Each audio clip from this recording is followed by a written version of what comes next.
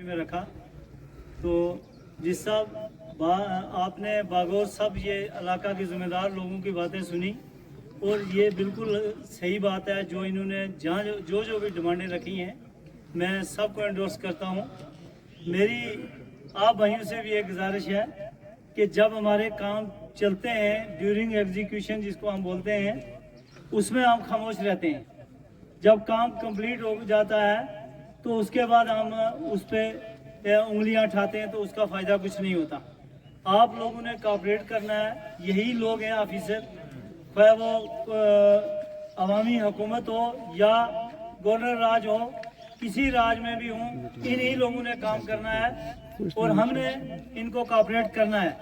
और मैं इनसे भी एक गुजारिश करूँगा कि आप खुशकिस्मत लोग हो। आप जैसे ही ये लोग हैं जो जिनको 2 टाइम का खाना नसीब नहीं होता, ये भी आप जैसे हैं, 2 आँख 2 कान रखते हैं, लेकिन अल्लाह ने आपको नवाजा है और एक आपको मौका मिला है खिदमत खलक का, तो आप दिल लगा के खिदमत करें। काफ़ी डिपार्टमेंट ऐसे हैं जो यहाँ डिस्कस नहीं किए गए, जैसे और जो इनकम जनरेटिंग प्रोग्राम इस वक्त सरकार चला रही है, तो जिसमें हमारा एग्रीकल्चर है, हॉर्टिकल्चर है, फ्लोरिकल्चर है, या और वो सारे इस वक्त एक ही अम्ब्रेला के नीचे काम कर रहे हैं। एग्रीकल्चर जो उनका नोडल ऑफिसर है, तो उनको भी गांव में जाना चाहिए। और ये नहीं यहाँ कोई किसी की तारीफ कर दे तो वो बुरा है, जो अच्छा करता है उसकी तारीफ करो। लेकिन मेरी उनसे भी गुजारिश है कि आप इलाका जात में जाइए, दूर दराज इलाका में। ये इलाका हमारा जो है हॉर्टिकल्चर के लिए बहुत ही मौजू इलाका है, लेकिन जब तक हम अपने लोगों को अवेयर नहीं करेंगे तो ये उन स्कीमों से फ़ायदा नहीं उठा सकते। तो इसी तरह एक मसला पैदा हो गया इस 1-1.5 महीने से डिस्सा, जितने भी बिजली के बिल आ रहे हैं वो बिल जो हैं, जहाँ पहले 500 आता था, मेरे पास एक बंदा लेके गया, मैंने फजल साहब के पास भी भेजा, 1700 का बिल आया 9 महीने का, किसी का 1100 का है। तो एक तो लोग कहते हैं कि हमें बिजली नहीं बराबर मिल रही, और दूसरे अनशेड्यूल कास्ट की वजह से लोग परेशान हैं। और अब जो आप बिल भेज रहे हैं उनको आप वेरीफाई करें प्लीज़। ये 1700 गांव में किसी का किराया नहीं हो सकता, ये मुमकिन नहीं है।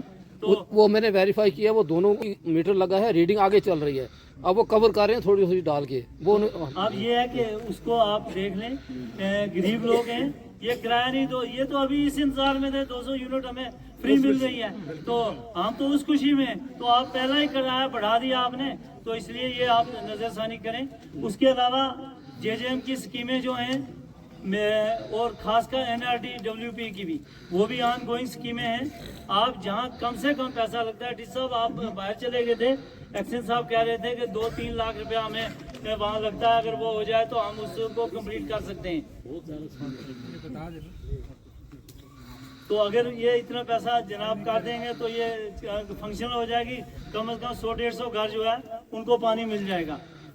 उसके अलावा भी यहाँ निरगा जो है, खासकर निरगा एक ऐसा कंपोनेंट है, वो उस आदमी से जुड़ा हुआ है जिसका कोई सोर्स ऑफ इनकम नहीं, और वो एम्प्लॉयमेंट जनरेटिंग एक स्कीम है गवर्नमेंट की, और रोजगार की गारंटी दी है सरकार ने 100 दिन का।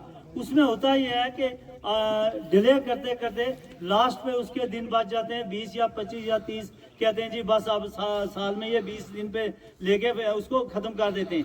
वो नहीं होना चाहिए, ये पूरे साल चलना है। अप्रैल से ही स्कीम शुरू थी, तो इस वक्त तक अगर नहीं जिन इलाका जात में काम हुआ, मेरी वीडियो साहब अच्छा काम कर रहे हैं, वीडियो साहब से भी ये गुजारिश है कि आप जाएँ, खुद भी मायना करें जैसे आप जाते हैं इलाके में जब से आएँ, लेकिन उन लोगों को रोज़गार मिलनी चाहिए।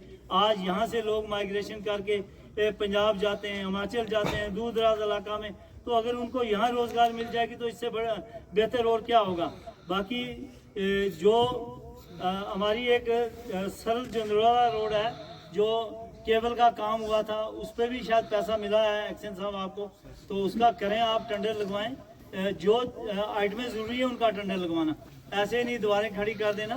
तो सबसे बड़ा है बीटी, और उसमें आगे PMGSY का वो जावेद साहब ने कहा शायद नेक्स्ट ईयर में उसका टाइम पूरा हो रहा है, वो करेंगे। तो इस तरह जहाँ जहाँ भी पीएचई में डैमेज का पैसा मिला, वो इसलिए नहीं मिला कि आप उसको परमानेंट रेस्टोरेशन के लिए, वो टेम्परेरी रेस्टोरेशन के लिए दिया है। तो वो लोगों को पानी मिलना चाहिए। सड़क 2 साल में कंप्लीट होगी, 2 साल वेट तो नहीं कर पाएगा वो आदमी के पानी मुझे 2 साल बाद मिलेगा। और खासकर शाहपुर एरिया, उसमें 1 महीने के बाद बर्फ शुरू हो जाएगी। तो ताकि इस महीने में वो जो स्कीम है वो पूरी होनी चाहिए। बाकी जिस साहब ने स्ट्रक्चर के मुआवजे के लिए बोल दिया है, ये बड़ी उस एरिया की डिमांड है। वो लोग क्योंकि बाद में बर्फ पड़ जाएगी, ताकि उनको स्ट्रक्चर का मुआवजा मिल जाए, ज़मीनों का बाद में मिलता रहेगा। तो दूसरा डी साहब वापसी पे एक वो स्पॉट है, जाते देखेंगे आप। उसके अलावा मैं फिर आप तमाम भाइयों का शुक्रगुजार हूँ। ये इलेक्शन होते रहेंगे। इलेक्शन ख़त्म हो गया, अब हमने सियासत नहीं करनी है, हमने इलाका की मिलकर डेवलपमेंट करनी है। ये हालात बदलते रहते हैं, कभी दिन होता है, कभी रात होती है। तो मैं आप तमाम भाइयों से, आप एक छत के रहने वाले हैं, एक जगह रहने वाले हैं। ये जमहूरियत है, आपने किसी ने जिसको मर्जी वोट दिया हो, यहाँ आपस में मत लड़ो, मत लेग पुलिंग करो। आपका वक्त भी आने वाला है, पंचायत का इलेक्शन होने जा रहा है और 6 महीने के अंदर अंदर, तो तब जोर आजमाई कर लेना। तो जब एडमिनिस्ट्रेशन आए इलाका में, ये एक अच्छा प्रोसेस शुरू किया था एलजी साहब ने। ये पूरा इस वक्त समझ लो आपकी डिस्ट्रिक्ट एडमिनिस्ट्रेशन यहाँ आई है, तो आपके जो जायज़ मुतालबात हैं वो यहाँ तक पहुँचने चाहिए। इनको समझ आनी चाहिए कि इनका अजाला कैसे करना है, उसके लिए हमें काम करना। हम एक दूसरे पे इल्ज़ाम तराशी करते रहेंगे तो इससे मामलात नहीं बनेंगे। मैं फिर डीसी साहब का, उनकी पूरी टीम का और जितने भी यहाँ इलाका जात से आए हुए मौजूद हैं, सबका शुक्रिया अदा करता हूँ। जय हिंद, जय